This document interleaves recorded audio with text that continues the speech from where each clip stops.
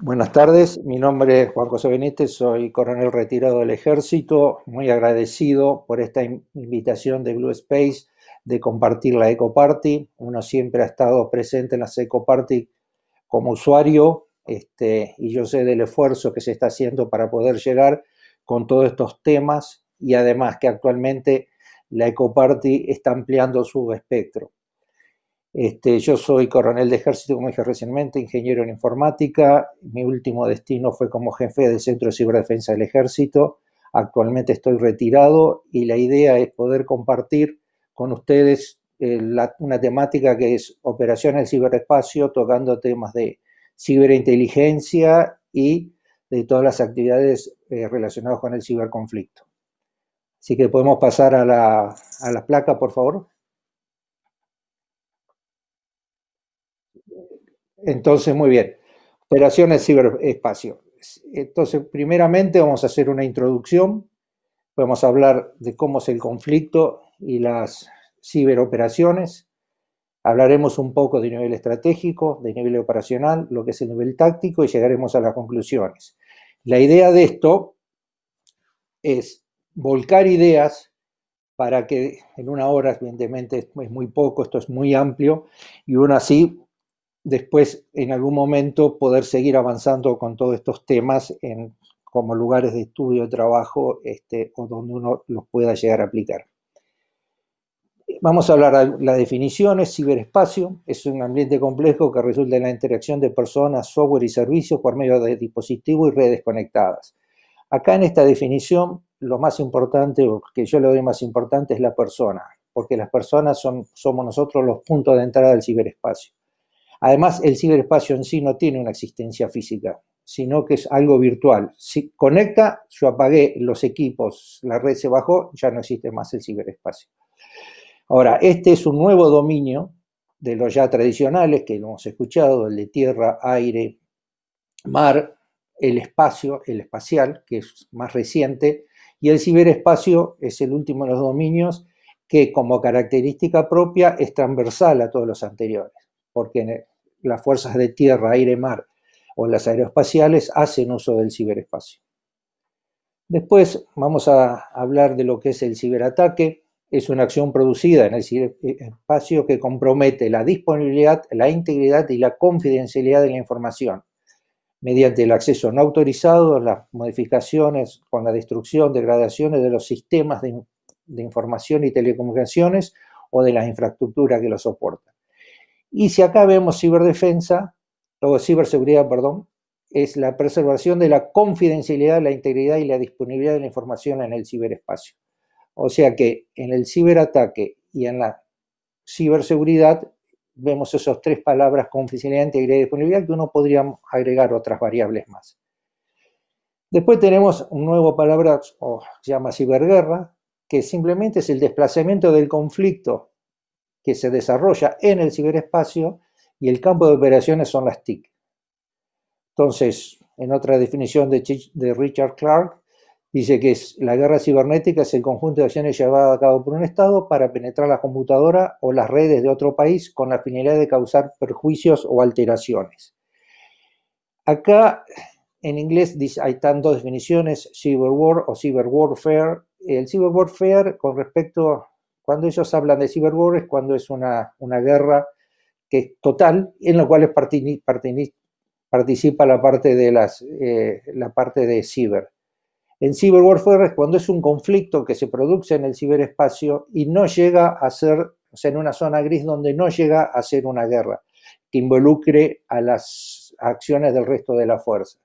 Entonces nosotros vamos a distinguir, o sea, entre ciberguerra y ciberconflicto para marcar esas dos diferencias. Entonces acá tenemos un nuevo término que es guerra o conflicto híbrido. Esto es un concepto en donde primero hay una simetría entre las fuerzas. Se alienta el conflicto mediante una potente maquinaria de contrainformación y desinformación, está a través del uso de redes sociales, de blogs, y donde se centran las provocaciones en las calles. Si estos tres primeros puntos, uno podríamos poner acá un nuevo, que sería una amenaza híbrida que podría ser dentro de una misma nación. Ahora ya cuando aparecen elementos militares sin identificación y a su vez lo que se está buscando es la secesión de un territorio o la intervención de fuerzas militares extranjeras, entonces ahí ya estamos hablando de una guerra híbrida. Un caso típico lo que está pasando en la región de Donetsk entre Ucrania y Rusia, en donde la gente de ascendencia rusa o prorrusos de la región de Donetsk se quiere anexar a Rusia y separarse de Ucrania, y este es el conflicto que se está llevando a cabo, con esta característica. Ahora, si hablamos de ciberguerra, de ciberseguridad, ¿qué es la ciberdefensa?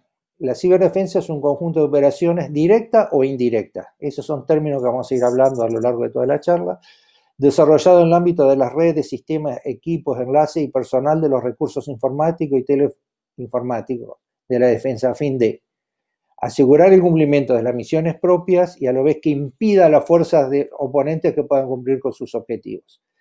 Entonces, acá dijimos dos palabras: directa. Cuando decimos ciberdefensa directa tiene que ver con vigilar, controlar las propias redes, o sea, lo que yo hago en mi estructura crítica para poder mantenerla trabajando, y lo que sería indirecto, que es las acciones que yo tomo en el ciberespacio, todas las acciones necesarias para tener el control del ciberespacio y evitar que el oponente pueda accionar sobre mí. O sea, esto sería más una acción ofensiva. Entonces, ahora vamos a ir repasando, definimos lo que es ciberguerra, lo que es ciberseguridad, lo que es ciberdefensa, y lo que es ciberdefensa directa e indirecta. Dentro de lo que es ciberguerra hablamos de lo que son las guerras híbridas. La característica de esas guerras híbridas que tienen una zona gris es que en esa zona gris no se llega a un conflicto armado que se justifique una acción militar a gran escala, sino que siempre, y tampoco nos involucran fuerzas que se identifican, sino son acciones que están sucediendo. Un segundito que voy a apagar. Perdón. Son acciones que están sucediendo en el ciberespacio sin una identificación clara de cuál es la fuerza que está interviniendo. Entonces, dijimos acá, las infraestructuras críticas de la información son las tecnologías de la información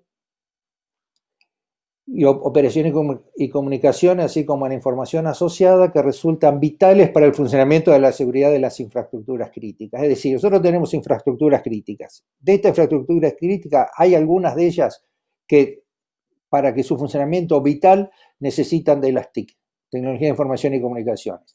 En este caso, se ven en forma radial las infraestructuras críticas que Argentina ha tomado como válidas, o como en los sectores que ha dividido, que vemos que va de la nuclear, la química, el espacio, el estado, energía, las TIC, transporte hídrico, salud, alimentación y finanzas. Entonces, cuando nosotros estamos hablando de ciberdefensa, de ciberseguridad, estamos hablando de estar en un SOC, seguridad informática, en algún lugar de acá vamos a estar. Ahí vamos a estar trabajando y vamos a estar desarrollando nuestras actividades. Entonces, vamos a hablar de estos pequeños conceptos. ¿Qué es el centro de gravedad? Clausewitz, que escribió sobre la guerra desde hace muchos años, dijo que el centro de gravedad es el centro del poder y movimiento en el cual todo lo demás le depende. Ahora, para que ese centro de gravedad pueda actuar sobre ese oponente, entonces hay una serie de requerimientos críticos que son todo lo que necesita el centro de gravedad lograr proveerse para poder aplicar su capacidad crítica. ¿Y qué es? Es dañar la materia, la energía o la información del oponente. Entonces acá vemos que tenemos dos tipos de requerimientos críticos. Uno que dice materia y energía y otro que dice información. La materia y la energía está relacionado con las fuerzas cinéticas, o sea, un avión, un tanque, un barco. La información tiene que ver es un nuevo concepto, cada vez adquiere más fuerza. Esta información tiene que ver con lo que se produce en el ciberespacio, más en los campos electromagnéticos, más la información que se obtiene, más la información espacial satelital. Pero todo lo que tenga que ver con la ciberguerra o el ciberconflicto tiene que ver con el campo de las informaciones. Es decir, que nosotros acá tenemos divididos requerimientos críticos del mundo que tenga que ver con la materia y la energía, y requerimientos críticos que tenga que ver con la información. Eso aplicado al centro de gravedad es la que se logra llevar su capacidad crítica y poder afectar al oponente. Pero acá, ¿qué hay? Existen las vulnerabilidades críticas.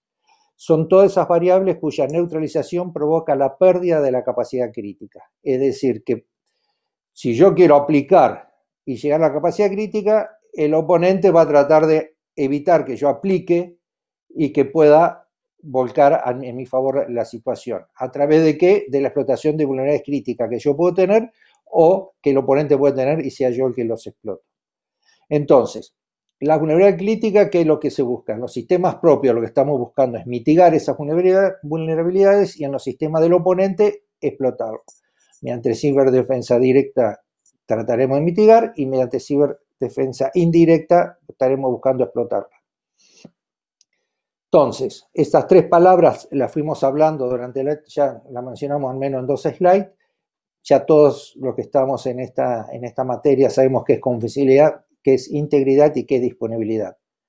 Entonces, confidencialidad es que la persona tenga acceso a la información en el momento correcto, en el momento y lugar que la necesite.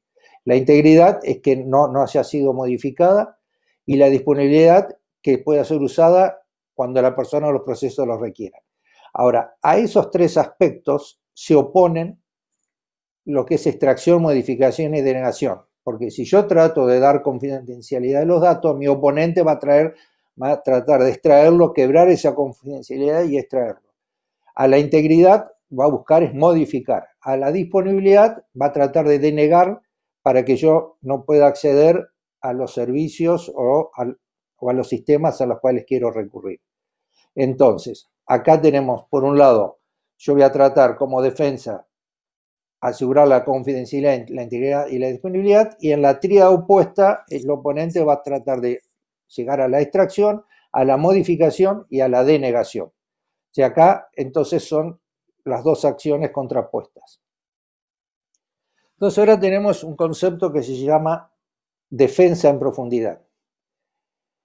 Para poder lograr esto, uno siempre escuchamos el concepto de defensa en profundidad, en donde yo, para poder asegurar, lo primero que establezco son las políticas, procedimientos, capacitación y concientización del usuario, en todo lo que tenga que ver con la organización de la seguridad, la evaluación de riesgos, los roles, responsabilidades, los estándares.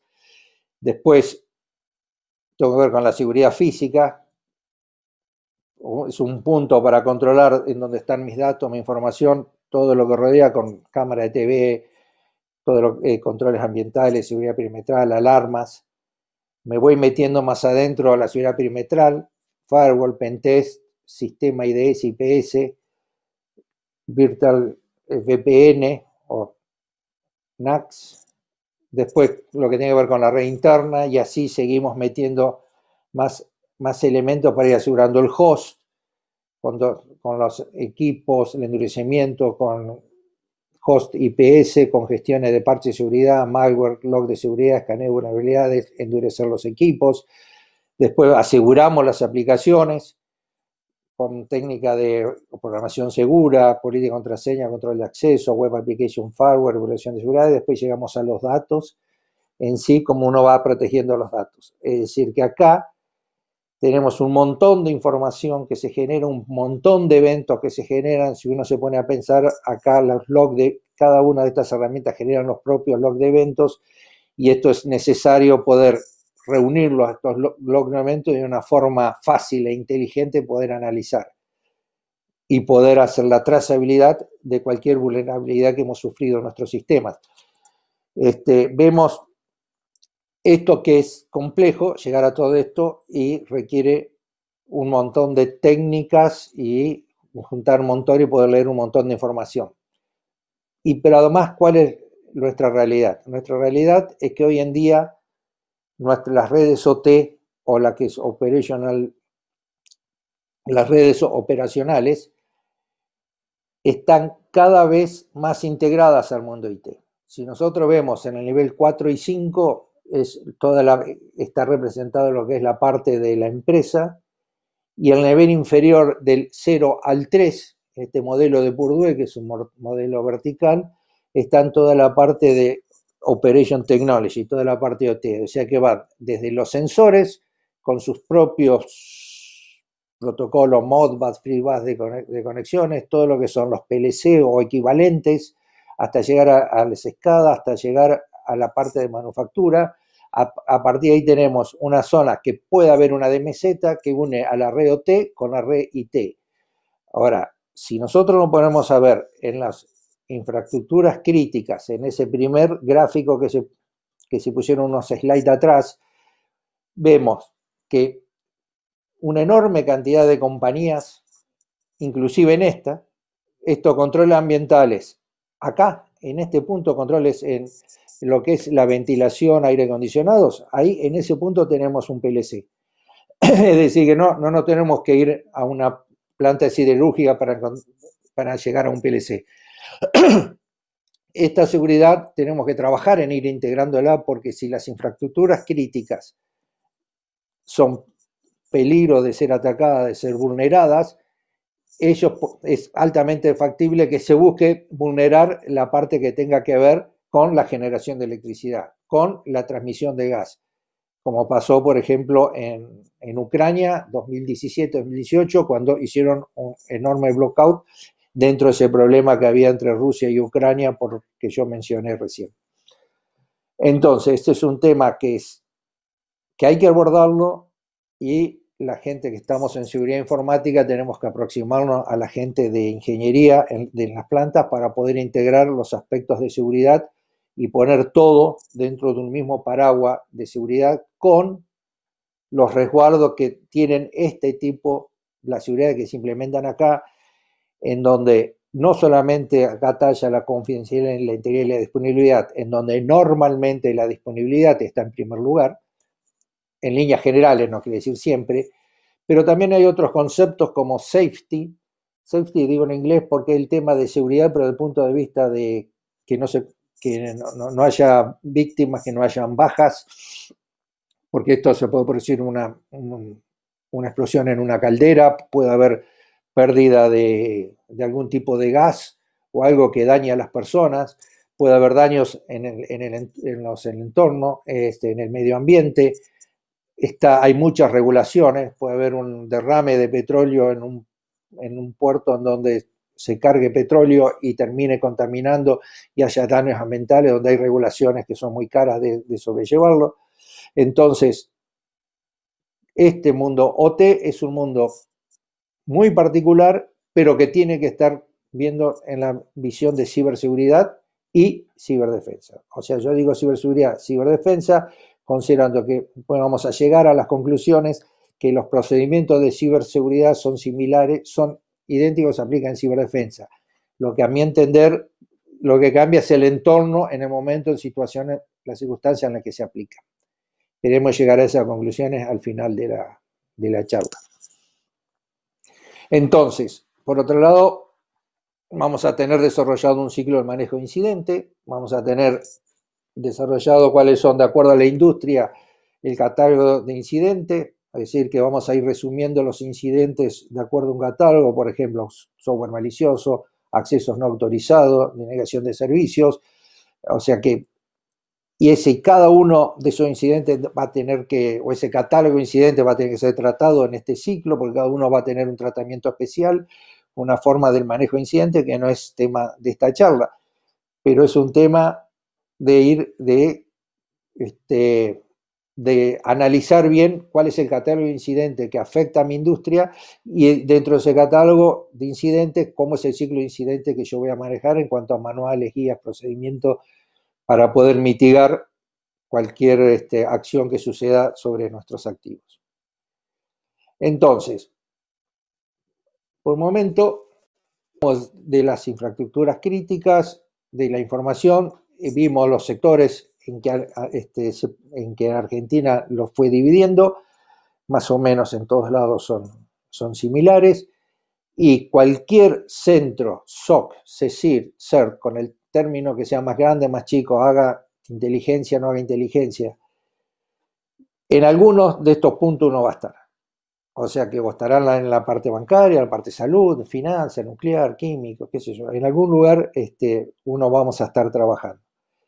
Entonces, acá, ¿cómo sería un modelo de evolución de un centro vamos a hablar por ahora de ciberseguridad? En una etapa inicial, nosotros vamos a estar trabajando sobre personal. Esto es cuando uno empieza de cero.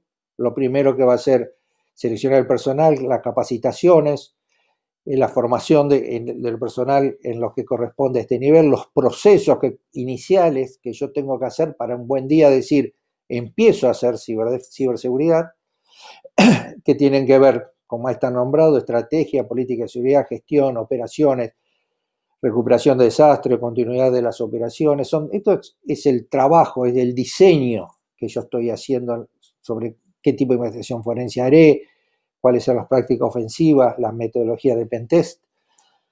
Y por otro lado, cuáles son las tecnologías que están involucradas, o sea, que las cuales yo voy a ir implementando. O sea, que tengo que decidir qué tipo de servicio, qué tipo de servidores, cuál es el CIEM que pondré. Empezaré a hacer los ejercicios de simulación para ver cuál es el grado de ejercicio de ciberdefensa o ciberseguridad, para ver cuál es el grado de capacitación que tiene mi personal. Esto sería el primer paso. Hasta ahora no estoy dando ciberseguridad. Después un segundo paso, que es donde ya hago monitoreo de vulnerabilidades, detección de amenazas comunes. Estoy trabajando en una red chica, en donde voy a tener ya personal en capacidad de poder manejar esto. O sea, va a haber analistas, va a haber alguien que se encargue de eso, va a haber distintos expertos, en donde en esta primera etapa va a ser operaciones de 8x5, de lunes a viernes, donde se gestionan los incidentes y eventos, monitoreo, manejo de ticket, estoy en capacidad de hacer triage, indicadores de rendimiento, o sea que yo ya tengo un ciclo para el manejo de los incidentes montado, sé los cumplimientos y las regulaciones que tiene mi mercado en donde yo trabajo, ya empiezo a trabajar en mejoras continuas, en donde en tecnología ya implementé un CIEM para tener datos primarios, los básicos, hago escaneo de vulnerabilidades, correlación de eventos y centro alternativo. Ahora, sobre el final, veremos, sobre el final de esta parte de la presentación, posiblemente haya centros que no crezcan de esto, porque por la estructura solamente merecen, o sea, la estructura que están protegiendo, con esto es suficiente, porque quizás dependan de un elemento superior que se encargue del resto de las actividades, como por ejemplo, no sé, si yo hago un ejemplo de ejército, por ahí hay una unidad, un elemento que necesita tener un SOC que trabaje de lunes a viernes y depende de un CECIR de ejército, que es más grande y vamos a ver, y ya estaría posiblemente en este nivel.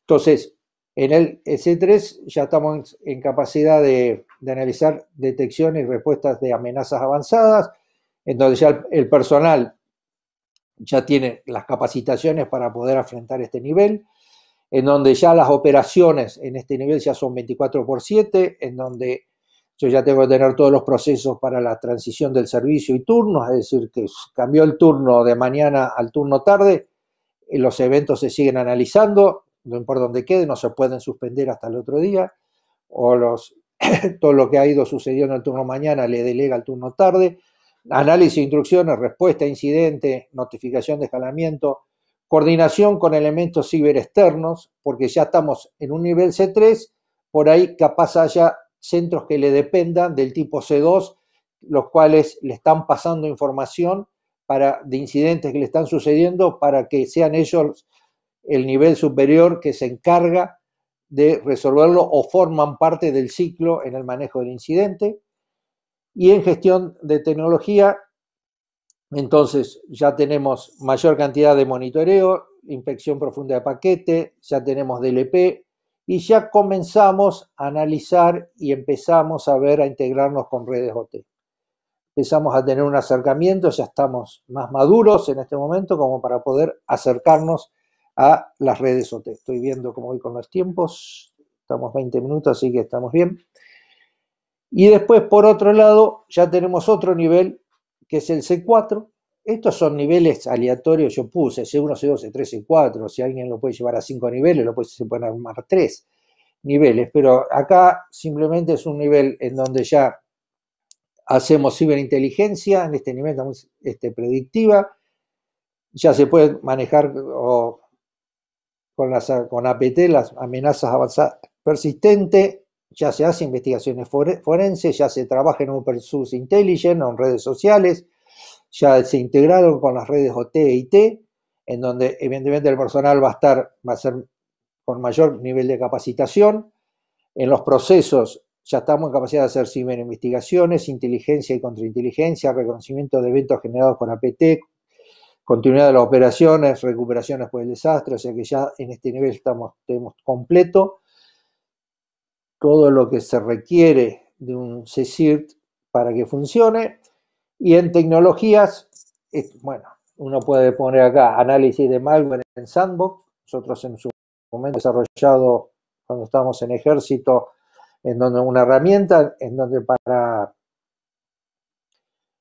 uno ponía o enviaba algún anexo que recibía en un mail, en un Excel algo, y le hacía un análisis de la posibilidad que tenga un virus, rankeaba de 0 a 10, o un malware, hablemos de virus, un malware que tenga, y después también estamos en capacidad de hacerle un análisis dinámico de cuál era el comportamiento de esa aplicación en un entorno Windows, y después con Volatility hacíamos un análisis de lo que tenía en memoria.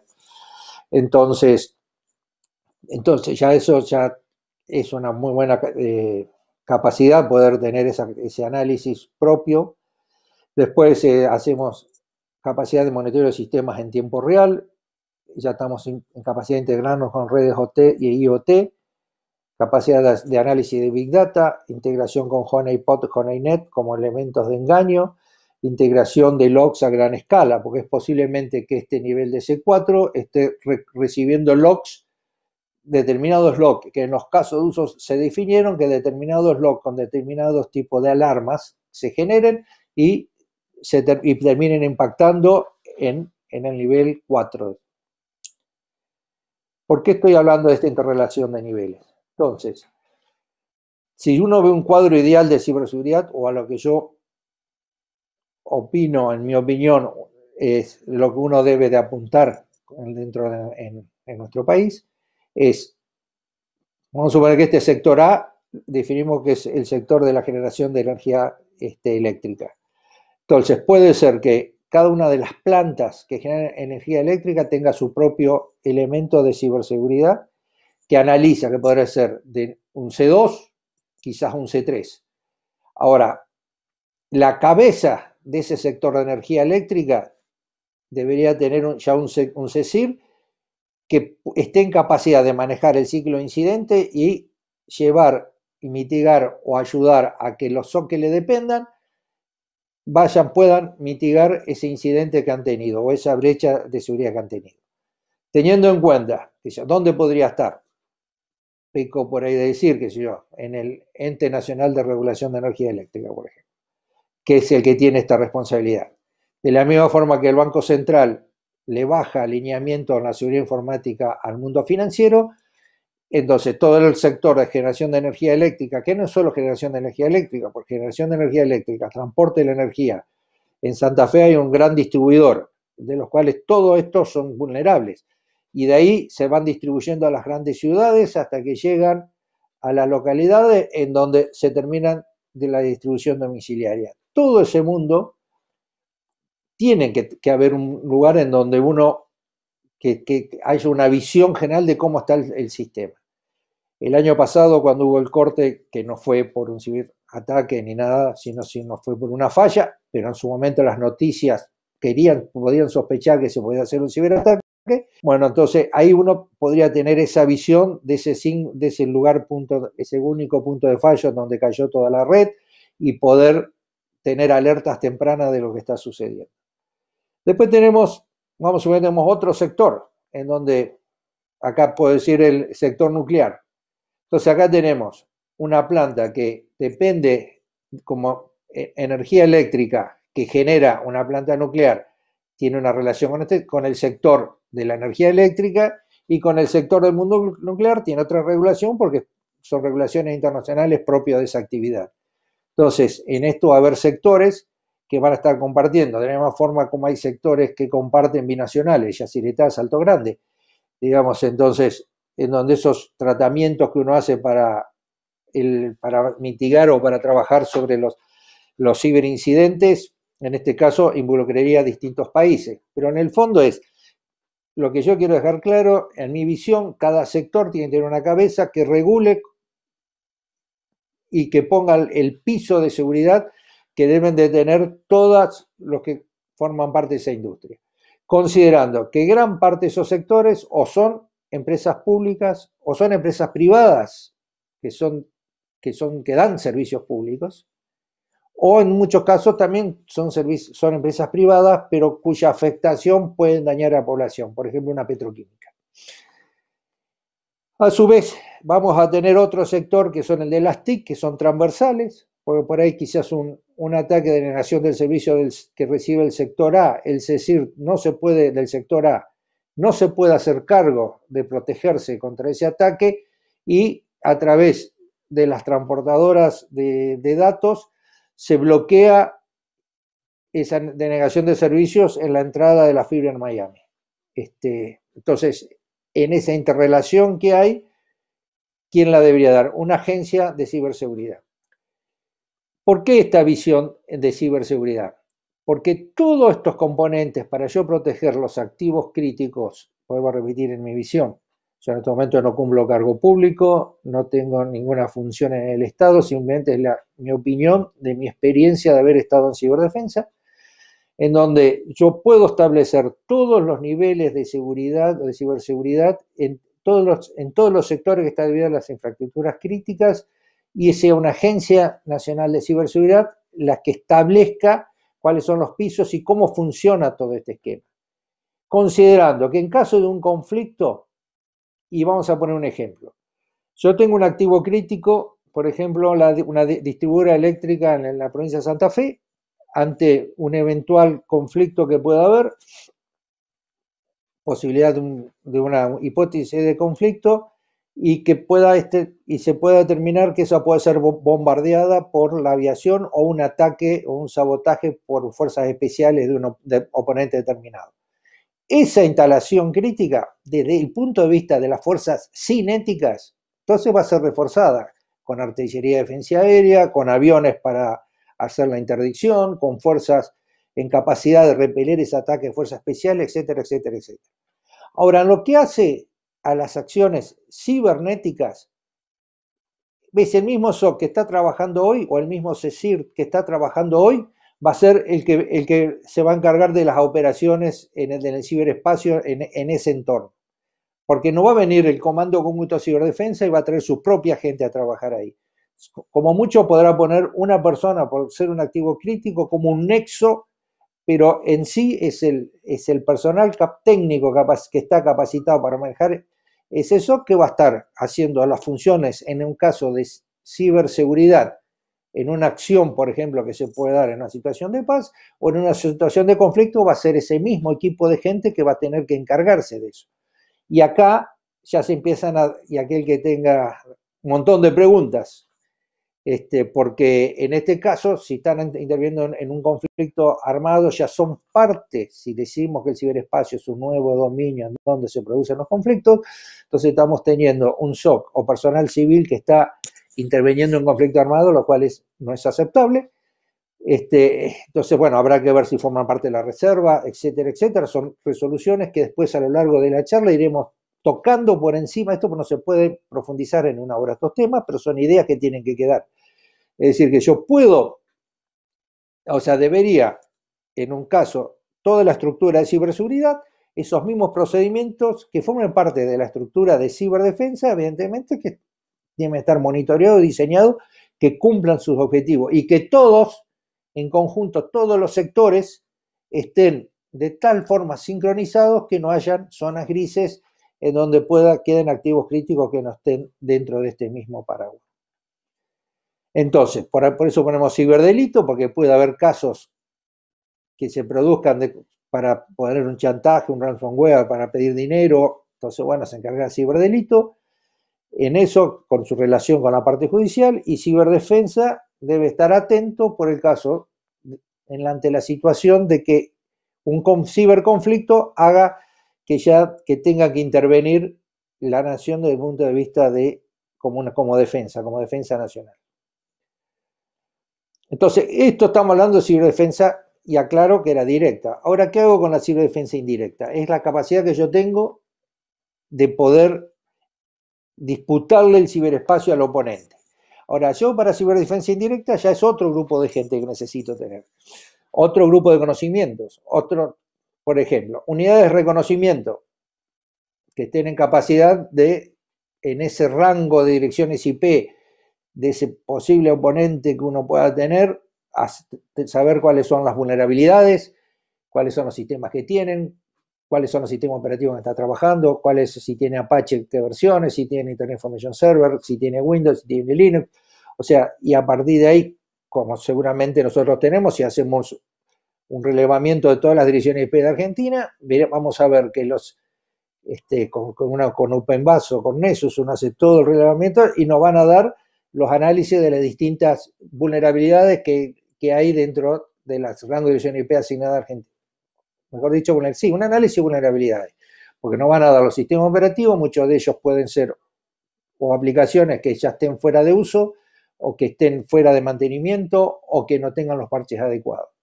Las unidades de infiltración son en capacidad de poder abrir exploit, poder abrir brechas en esos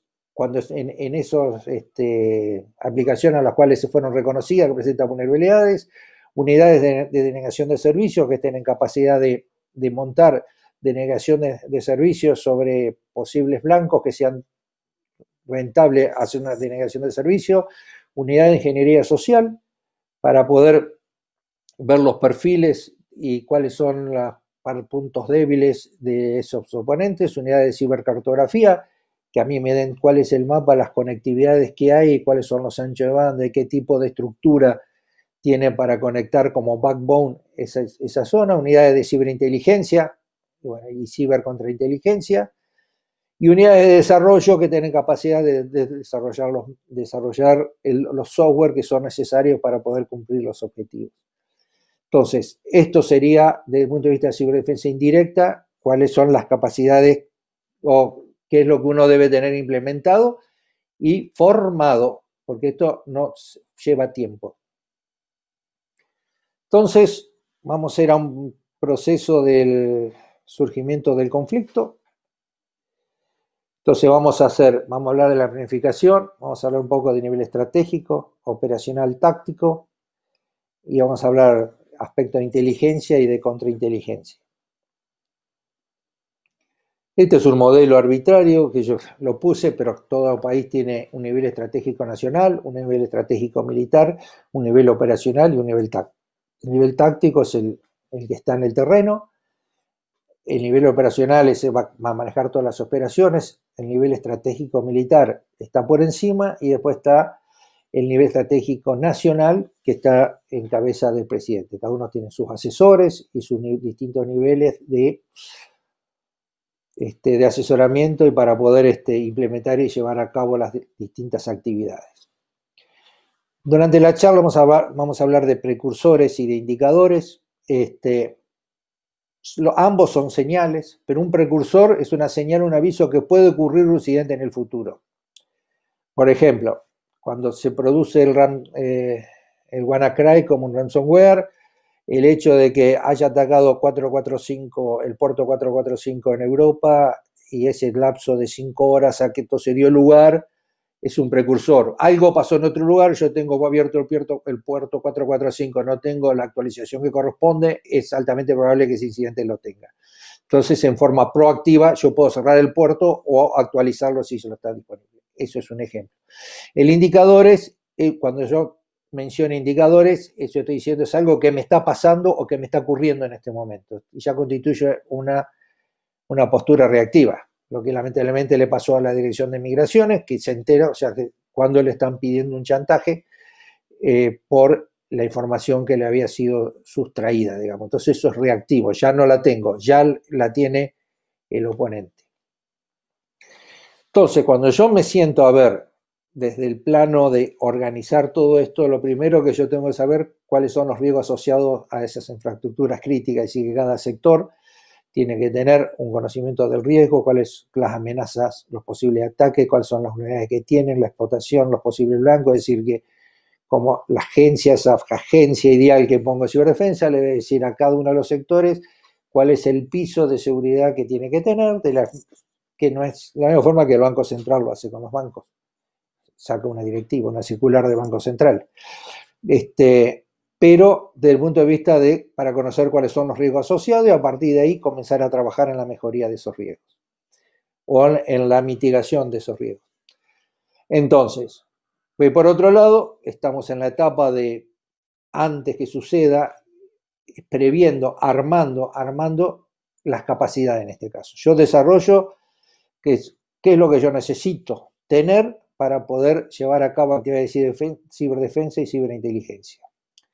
Entonces, en un principio es recursos humanos, eso es clave, que sean con experiencia y capacitados, desarrollar herramientas, esto ahora lo toco, después lo profundaré, desarrollar herramientas, o sea que si yo, cuando vi en defensa de profundidad, esa cantidad de eventos que se van a ir recolectando, esa cantidad de... si yo todo eso lo tengo que hacer comprando herramientas que forman parte del Gartner, el cuadrante mágico, no tengo presupuesto. Es necesario que como país comencemos a desarrollar nuestras propias herramientas para poder cubrir nuestras necesidades. Tampoco digo hagamos todo, pero sí tenemos que tener esa capacidad. Y después esto lo profundizaré. Investigación y desarrollo, lleva con el tema de herramientas. Tenemos una enorme capacidad en las universidades y de profesionales en capacidad de hacer investigaciones en desarrollo con una buena orientación. Se hace, y no solamente en estos aspectos de ciberdefensa, sino yo veo que es en todos los aspectos que requiere la revolución industrial, la 4.0.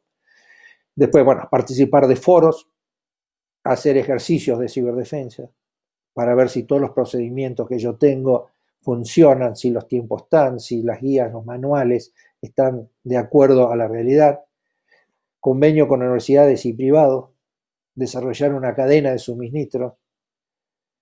Y otro tema crucial en esa capacitación es si se acepta el desafío del ciberespacio, porque todos los niveles tienen que aceptar que el ciberespacio es un nuevo dominio en donde los desafíos se dan y cada vez, y no solamente declamarlo, sino aceptar que el ciberespacio existe y por el ciberespacio es donde la mayor cantidad de incidentes hoy en día uno está teniendo.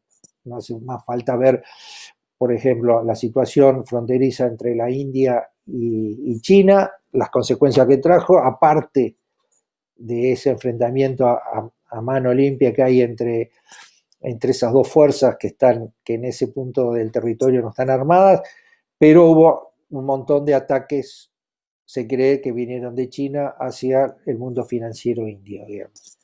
Entonces, en el ciberespacio es donde, o el ciberconflicto se da lugar como para resolver las diferencias. Y si nos ponemos a pensar, cada uno en su cabeza va a tener ejemplos de situaciones que pasan. Después necesitamos acompañar todo esto con un desarrollo legal, ya sea nacional e internacional, dentro de los acuerdos internacionales que hay y las leyes nacionales. O sea que si las fuerzas militares van a estar actuando, entonces se debe establecer el marco jurídico interno en donde que regule el uso de las fuerzas de ciberdefensa. Pero no solamente nacional, sino uno puede leer en internet. La Convención de Ginebra habla sobre el soldado cinético, no sobre el soldado cibernético. Es decir, que algo habla el manual de Tallinn, pero eso afecta a la NATO. Pero lo que es la Convención de Ginebra habla del soldado clásico, el que vemos en las películas, no del soldado cibernético, y cómo se encara el soldado cibernético dentro de lo que es la Convención de Ginebra de prisioneros de guerra. Entonces, los aspectos a cubrir son marco jurídico, leyes relacionadas con los ciberconflictos, la Ley de Defensa Nacional y el ciberconflicto, el grado de cooperación, quedan 15. Entonces son los aspectos que uno debe ir cubriendo, el grado de cooperación interna-externa, porque puede haber acuerdos o leyes o marcos internacionales a la cual uno se suscribe. Entonces, ante un potencial ciberconflicto, ¿qué es lo primero que tengo que saber? Si existen fronteras digitales. Pues yo digo, ¿es el marco interno, es el marco externo? ¿Estoy adentro? Bueno, ¿cuál es la frontera digital? ¿Cuáles son las autoridades de aplicación?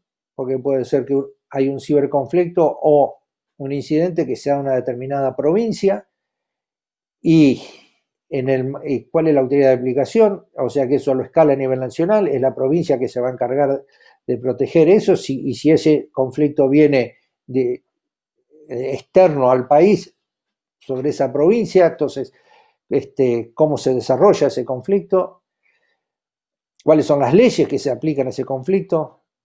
Después, las operaciones sobre espacio pueden ocasionar sanciones, porque si yo hago, por un ciberataque, un ejemplo extremo, abro la compuerta de un dique y inundo una población y había una población civil que queda bajo agua, evidentemente es un crimen de guerra. Vulnerabilidades del oponente, entonces tenemos que saber cuáles son las vulnerabilidades del oponente. Ninguna duda que esto es multidisciplinario, esto no es, acaso uno se necesita de todas las áreas del conocimiento que colaboren, que intervengan a distintos niveles del ciberconflicto. Porque acá ya vemos que tenemos derecho internacional, derecho nacional, hay cuestiones psicológicas, hay cuestiones de perfilados, hay cuestiones de capacidades técnicas, hay cuestiones de planificación. Otro punto es la diplomacia, porque muchos de estos conflictos, cuando uno la atribución se lo puede asignar a un elemento extranjero, seguramente debe intervenir la Cancillería, independientemente que hoy interviene en muchas cuestiones relacionadas con delitos informáticos transnacionales, o lavado de dinero, etcétera, etcétera, pero bueno, esto tiene que estar en una permanente comunicación con la Cancillería.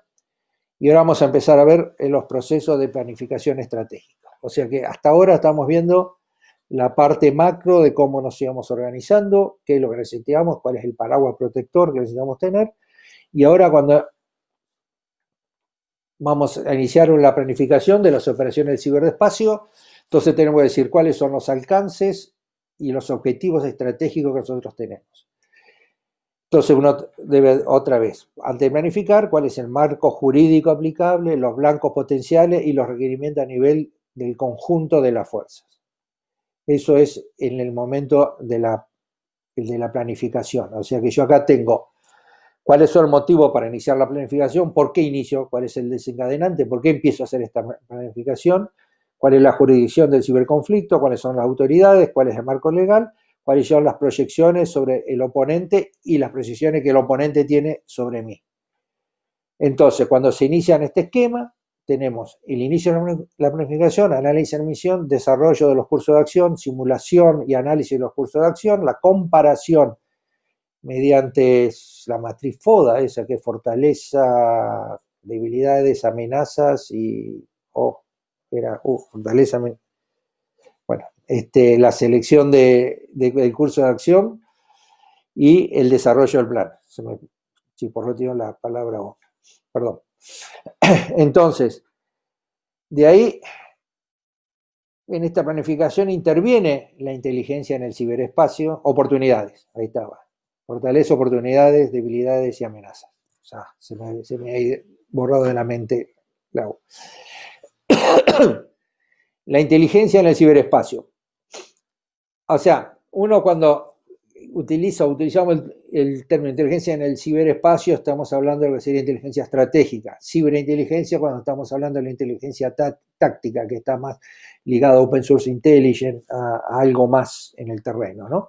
Entonces, inteligencia en el ciberespacio, tenemos requerimientos de inteligencia, recolección de la información. Primero, ¿cuál es el requerimiento? ¿De dónde, cómo empiezo a recolectar los datos que son de vigilancia, reconocimiento, a través de ciberpatrullaje, tratamiento y explotación de los datos recogidos?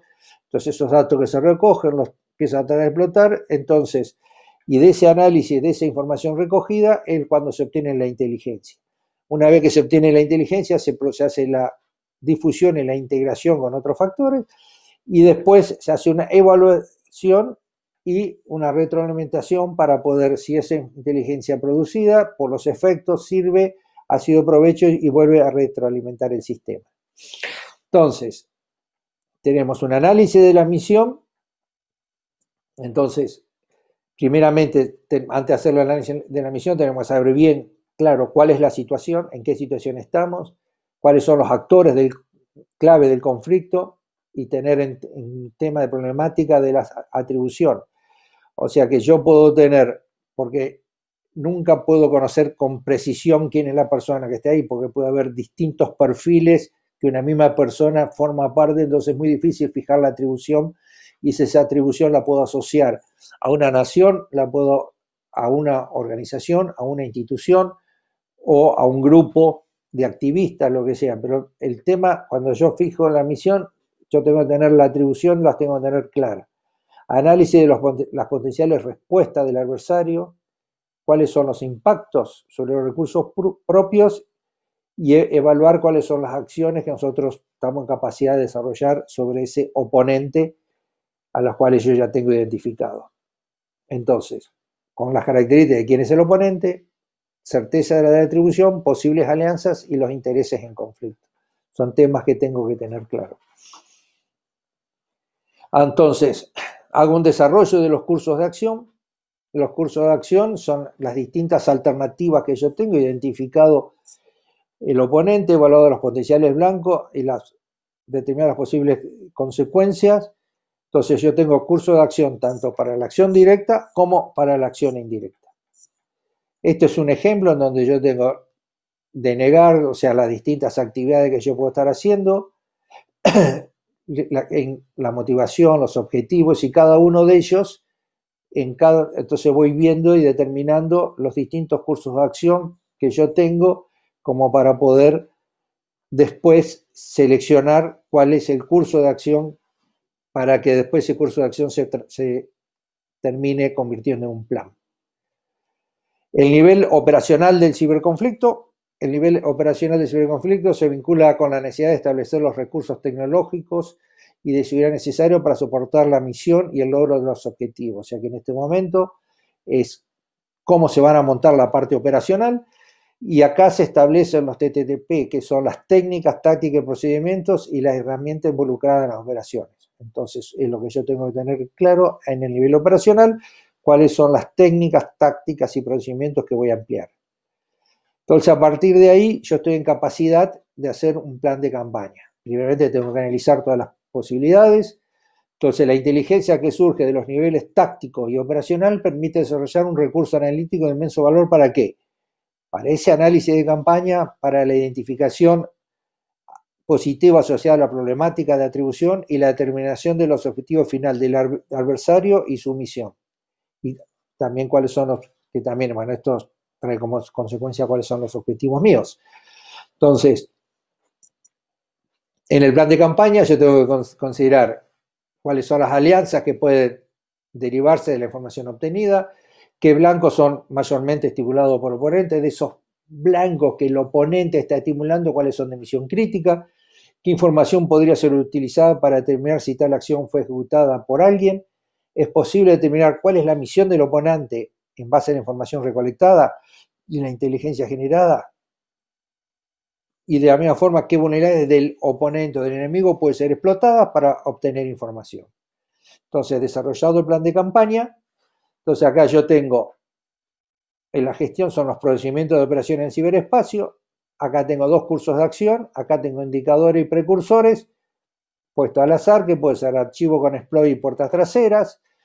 Entonces, a partir de ahí, si uno detecta eso, entonces uno puede hacer un análisis de campaña para explotar eso. Objetivos, dice ABC, adjuntos vía correo electrónico, uno puede llevar un malware, algo a través de un correo electrónico.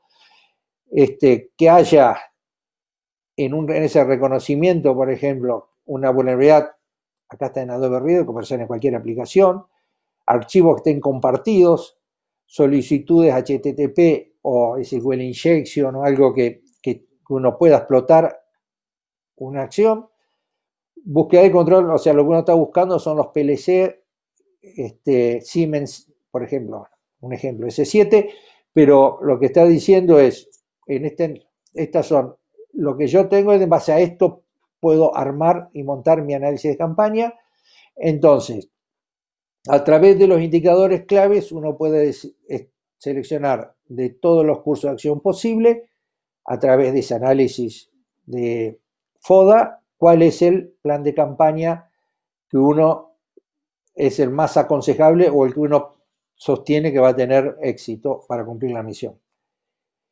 Entonces, ahora bajamos al nivel táctico del ciberconflicto, o sea que ahora estamos a nivel operacional, nivel táctico que es el terreno, donde se ejecutan las operaciones y se conducen logro de los objetivos.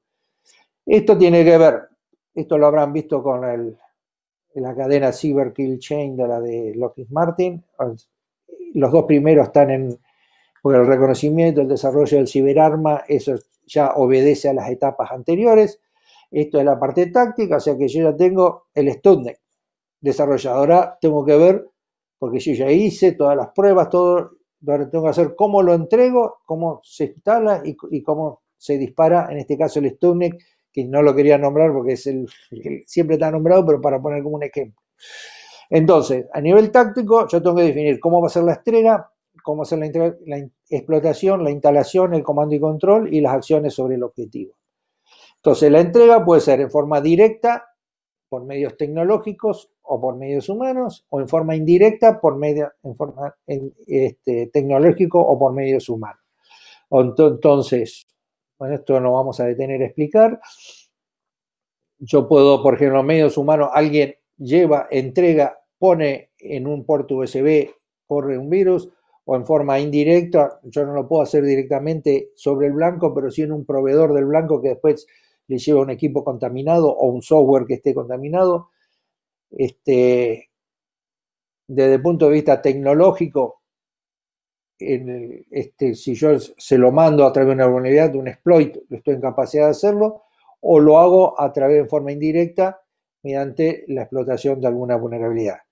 Por ejemplo, hay una operación Huerto producida en el 2007 en donde por inteligencia, o sea, el Mossad en Londres, a través de acceder a una computadora de manera NICE, toma conocimiento de una triangulación que había entre Irán, Siria y Corea del Norte para poner una planta nuclear en Siria. De esa información, más reforzada por un iraní que se puso bajo la protección de la CIA y lo confirma, entonces Israel decide bombardear esa planta. ¿Y cómo sucede? ¿Eso qué sucede? Mediante una acción, en este caso, la aviación es la que va a bombardear, que es una acción combinada entre el bombardeo, los F-16 que fueron a la planta, y una acción de ciberdefensa o de una operación en el ciberespacio que bloquea los radares en la frontera, es decir, que abren un corredor que permite que la aviación pase, se bombardee las plantas y los aviones regresan por Turquía, por el espacio aéreo turco, los cuales en algún momento ya como no necesitaban y para tener un escape más rápido de la acción de los aviones que podrían llegar a perseguir los sirios, tiran los tanques de combustible en territorio turco, en lo cual se produce un problema diplomático porque aparecen Turquía ve eso y por qué le violan el espacio aéreo. Pero el foco no era eso, el foco es una operación en donde se anula los radares, se abre un corredor, en ese corredor pasan los aviones, se bombardea sin que la defensa antiaérea siria, sin que la defensa antiaérea siria pueda generar las alarmas. Entonces, la explotación, una vez transmitida y entregada el arma, la fase de explotación disparo inicia el código malicioso de manera automática o manual. En este caso, el Stuxnet se lo pone en los equipos y comienza a ejecutarse. La instalación, en esa instalación en muchos casos, si son APT, pueden abrir puertos traseros. ¿Para qué? Para que desde un comando y control, desde afuera de la red, puedan disparar o accionar o hacer movimientos laterales, escala en privilegios y poder llegar hacia el objetivo que fue diseñado esa ciberarma. Entonces, y ahí se produce una acción sobre el objetivo, que es el cumplir con la misión. Entonces, estos cursos de acción y el análisis de la cadena ofensiva, lo que uno tiene es que las inteligencias obtenidas de los diferentes indicadores y precursores a nivel táctico tiene un efecto directo y prácticamente instantáneo sobre el flujo de realimentación de los procesos planificados. Es decir, que si yo realmente me decían que había una vulnerabilidad y yo la puedo explotar a nivel táctico, esa vulnerabilidad existe y se la puede seguir explotando. En donde el nivel táctico es la parte donde se ve la realidad. Entonces, y la realidad, y ahí uno tiene indicadores en donde cumplió o no cumplió, o sea, son indicadores de sí o no, donde yo después puedo tener indicadores como elementos de control de calidad de que la operación se pudo cumplir. Lo que estuvo planificado en las partes, en las etapas previas, se pudo llevar al nivel táctico. Entonces, muchas veces estos indicadores o esta nueva realidad hace que los cursos de acción se tengan que ajustar y adoptar nuevos indicadores y generar nuevos planes de campaña para poder explotarlos. Entonces, acá son distintos cursos de acciones con distintos procedimientos de operación en el ciberespacio, con distintas actividades. Esto solamente es un ejemplo. Y quedando unos minutos para dar lugar después a que tengan las preguntas, las conclusiones esto es un gran desafío. Nuestra capacidad como Argentina, como nación, se lo puede abordar. De la misma forma que la revolución industrial, la 2.0, con las petroquímicas, con el acero, se lo llevó con éxito, esta revolución industrial, esta nueva revolución, la 4.0, la tenemos que llevar a cabo. Ya me estoy yendo muy por encima de lo que estoy hablando, que es ciberdefensa, pero porque capacidades tenemos. La demostración está que tenemos unicornios, empresas unicornios que se han desarrollado con tecnología y con conocimientos locales. Es decir, que, y ahora me reduzco a ciberdefensa. Si nosotros queremos tener ciberdefensa, tenemos que encarar, es un tema de todas las naciones y de todos los actores. Lo que hoy manifesté en algún momento, yo no puedo salir a comprar todos los productos porque si no, por una cuestión de escala, podré comprar aquellos que son críticos hasta tanto tenga desarrollado. Lo que yo tengo que apostar es con la industria privada, mediante créditos o disminuciones impositivas, favorecer a que se investigue y se desarrolle aspectos de ciberdefensa, como puede ser de desarrollo de software, de infraestructura, de lo que sea, pero vamos a reducirnos a lo que es ciberdefensa, con el apoyo, con convenios con universidades, con convenio con generación de escuelas técnicas, con mayor cantidad de escuelas técnicas, que permita tener chicos de 18 años que salgan capacidad de programar, que sepan de seguridad informática, que sepan de infraestructura, que sepan de conectividad, para así después aquellos que puedan ser profesionales siempre, sino tener una masa crítica grande, que desde el Estado esas acciones, los recursos están, las universidades están, los laboratorios informáticos en la universidad están, se desarrollan trabajos, simplemente lo que uno necesitaría, como que tenemos un montón de músicos distribuidos en distintos lugares, necesitamos es un director de orquesta. Ese director de orquesta es el rol que tiene que tener el Estado de poder unir a todos esos músicos y poder desarrollar, en este caso, todo lo que es ciberdefensa y poder contar con procedimientos propios, desarrollar nuestros propios procedimientos y tener nuestra propia tecnología, al menos con objetivos claros, cortos, pero de ir cubriendo todos los distintos aspectos que yo necesito para poder integrar todo lo que uno marcó en este mundo de la ciberdefensa, con todos los sectores y con todas las infraestructuras críticas que terminen. Yo en este momento no tengo más para dar.